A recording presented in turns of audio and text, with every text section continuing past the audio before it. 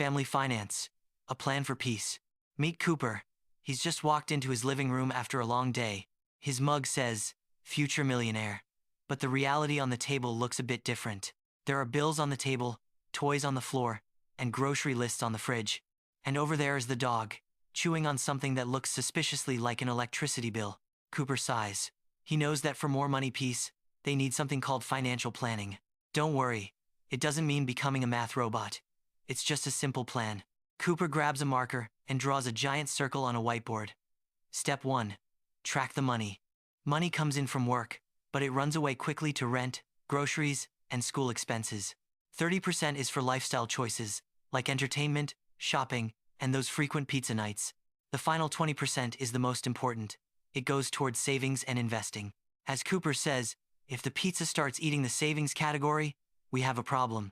Next is the emergency fund. This is the money that saves you when life gets crazy. Imagine your car suddenly breaks down in the middle of a very busy street. Or your washing machine decides to explode like a giant soap volcano.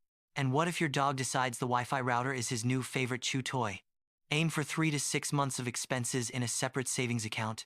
That way, unexpected problems don't have to turn into major financial disasters. The third step is protecting the family through insurance and basic coverage. Insurance might feel boring, but hospital bills are definitely even more boring. The goal is to protect the people who depend on the family income every day. Now, think about big dreams. A new home, education, or a comfortable retirement. Instead of worrying about huge numbers, save a little bit consistently every month. Saving is like planting a tree. It starts tiny, but grows into a giant money tree. Now let's talk about investing. It's the simplest way to let your money grow. Think about retirement accounts or index funds as long-term homes for your money. Instead of just sitting in a savings account, this money works for you. The secret ingredient here is patience. Wealth takes many years to build.